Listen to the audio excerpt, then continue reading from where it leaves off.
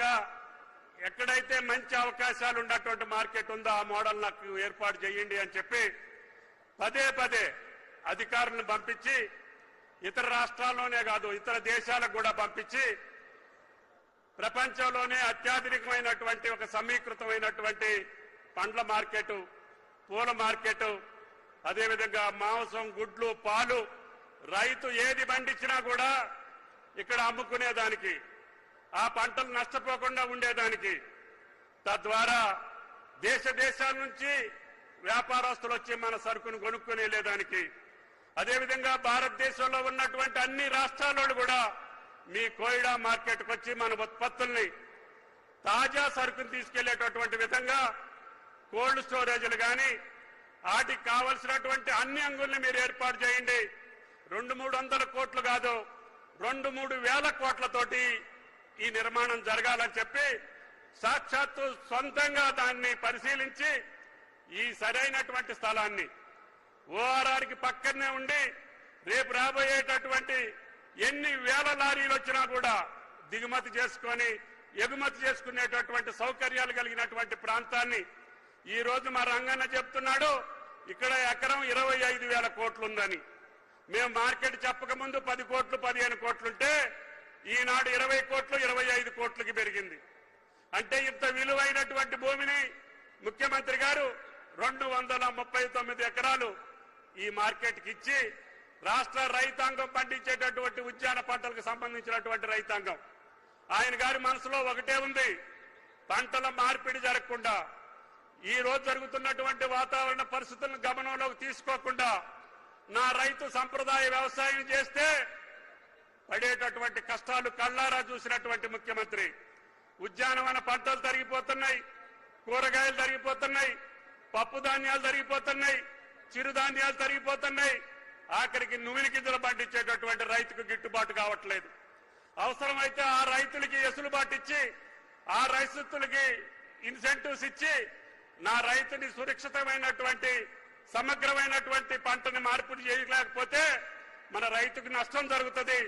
కాబట్టి మీరు ప్రతిరోజు కూడా రైతాంగానికి చైతన్యపరిచి ఈ రాష్ట్ర వాతావరణానికి సంబంధించినటువంటి ఉద్యాన పంటలను పండించుకోవాలి.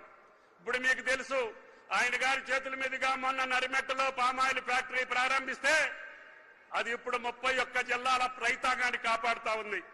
అందుకనే మన రైతాంగం మొత్తం పామాయిల్ వేసి సురక్షితంగా ఆ యొక్క ఆదాయాన్ని పొందేయడానికి సంసిద్ధులవుతున్నారు. మీ రంగారెడ్డి జిల్లాలో కూడా బ్రహ్మాండంగా 5 కోట్లు 10 కోట్లు విలువ చేసే భూములు కూడా పామాయిల్ వేస్తున్నారు రైతులు.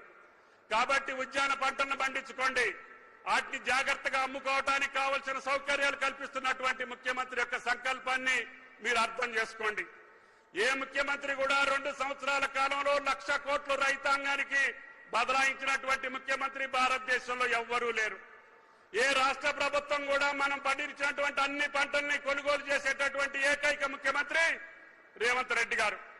మీరు చూడండి, భారతదేశంలో మొక్కజొన్నలు కొనే ముఖ్యమంత్రి లేడు, జొన్నలు కొనే ముఖ్యమంత్రి లేడు, సోయా కొనే ముఖ్యమంత్రి లేడు, సన్ఫ్లవర్ కొనే ముఖ్యమంత్రి లేడు.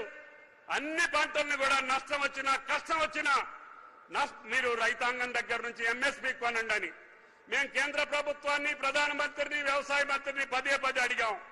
అయ్యా, మా రైతులు పండించే పంటని మీరు పెట్టినటువంటి ఎంఎస్పీ ధరకి మీరు తీసుకోండి, ఇంకేదైనా నష్టం వస్తే మేము భరాంచుతామని చెబితే వాళ్ళు ఒక్క మొక్కజొన్న బస్తా కొనలేదు, ఒక్క జొన్నల బస్తా కొనలేదు, మేము కొనమని చెప్పి కరాఖండిగా చెప్పారు. అదేవిధంగా 70 లక్షల మెట్రిక్ టన్నుల వరి ధాన్యాన్ని కొంటే మాకు 50 లక్షలే సరిపోద్ది, మేము మిగతాది మేము కొనము అని చెబుతున్నారు. అందుకనే ముఖ్యమంత్రి గారు రైతాంగానికి పంటల మార్పిడి విధానాన్ని మీద అవగాహన కల్పించి మన రైతు పండించినటువంటి ప్రతి పంటను కూడా రక్షించుకునేటటువంటి బాధ్యత, ఆయనకి ఆదాయం వచ్చేటటువంటి పంటల్ని భవిష్యత్తులో ప్రపంచ కేరంలో ఏదైతే డిమాండ్ ఉంటుందో ఆ డిమాండ్ ఉన్నటువంటి పంటల్ని మనం పండించుకొని మన రైతాంగాన్ని రక్షించుకోవాలనేది ఆయన కోరిక. అందుకని మీరందరూ అర్థం చేసుకోండి, ఈ రోజున ఎలినోనా వస్తుందని చెప్పి వాతావరణ కేంద్రాలు చెప్తున్నాయి. దానికి తగ్గట్టుగా రైతాంగం ప్రిపేర్ అయి ఉండాలి. మీ ప్రణాళిక, మీ వ్యవసాయ పద్ధతుల్ని దానికి అనుగుణంగా తీర్చిదిద్దుకోవాలి. ఎప్పుడు వర్షం వస్తుంది, ఎప్పుడు వర్షం రాదు అనే దానికి కూడా రాష్ట్ర ప్రభుత్వ పక్షాన మీ ఐఫోన్లోనే ఏ రోజుకు ఆ రోజు మీ మండలంలో వర్షం పడుతుందా పడదా అనేటటువంటి యాప్ను కూడా క్రియేట్ చేశాం. అది మీరు పొద్దున్నే మీరు ఆ యాప్ను అడాప్ట్ చేసుకుంటే మీ ఊళ్ళో వాతావరణం ఏంటి, మీ మండలంలో వాతావరణం ఏంటి, రేపు రాబోయే రోజులు ఎక్కడ వర్షం పడుతుంది అనేది కూడా మన రాష్ట్రంలో ఉన్నటువంటి 70 లక్షల మంది రైతుల ఫోనుల్లో మీకు నిక్షిప్తం చేసి పెట్టాం. అంతేకాదు యూరియాకి సంబంధించి గతంలో ఎప్పుడూ లేనటువంటి విధంగా మీరే స్లాట్ బుక్ చేసుకొని మీరే టైం ఫిక్స్ చేసుకొని భూమి ఉన్నటువంటి రైతులకే అది గతంలో దొంగ మార్కెట్ ద్వారా బ్లాక్ మార్కెట్ ద్వారా ఇండస్ట్రీస్ కి డైవర్షన్ అయిపోయి కేంద్రం మనం అడిగినంత ఎరువులు ఇవ్వకపోయినా కూడా మేము గత సంవత్సరం యాప్ ద్వారా ప్రతి రైతుకి ఎరువునిచ్చాం.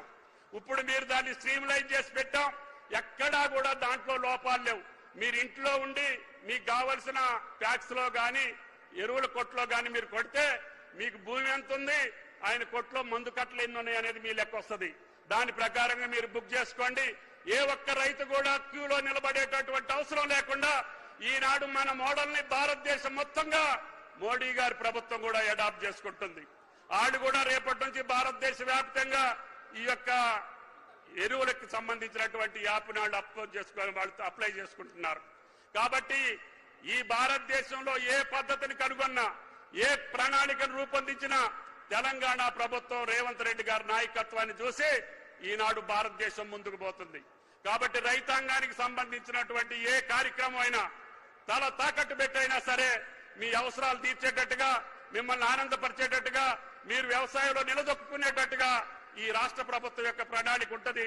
కాబట్టి దయచేసి వేదిక మీద ఉన్నటువంటి మా రంగన్న కావచ్చు, మా కిరణ్ అన్న కావచ్చు, సహచర మంత్రివర్యులు కావచ్చు, రాజ్యసభ సభ్యులు, పార్లమెంటు సభ్యులు, ప్రజాప్రతినిధులు అందరూ కూడా రైతాంగ పక్షాన నిలబడి వాళ్ళకి ఏ కష్టం వచ్చినా సరే రేవంత్ రెడ్డి గారి ప్రభుత్వంలో కష్టాలు తీర్చేటటువంటి బాధ్యతని ప్రజాప్రతినిధులు అందరూ తీసుకోవాలని చెప్పి ప్రార్థిస్తూ ఆలస్యమైనందుకు మన్నించమని ముఖ్యమంత్రి గారు వేరే రాష్ట్రం నుంచి కూడా మీకోసం, మీ అభివృద్ధి కోసం, మీ అభ్యున్నతి కోసం ఈ అంతర్జాతీయ మార్కెట్ ప్రపంచంలోనే మొట్టమొదటిసారిగా మీ కోయిడాలో నిర్మించడానికి ఆయన అమృత హస్తాలతో శంకుస్థాపన చేయడానికి విచ్చేసినటువంటి గౌరవ ముఖ్యమంత్రి గారికి, ఈ ఏర్పాటు చేసినటువంటి అధికారులకి, ప్రజాప్రతినిధులకు ధన్యవాదాలు తెలియజేస్తూ అందరికీ నమస్కారం. Thank you. Thank you sir. పాలన అంటే కాగితాల దస్త్రం మాత్రమే కాదు, అభివృద్ధిని అమలు రూపంలో తెలంగాణ ఇంటింటికి చేర్చే అస్త్రం అంటూ సాగుతోన్న ప్రజా ప్రభుత్వ అధినేత, విప్లవాత్మక అభివృద్ధి ప్రదాత, ముఖ్య అతిథి గౌరవనీయులైన ముఖ్యమంత్రి గారి సందేశం.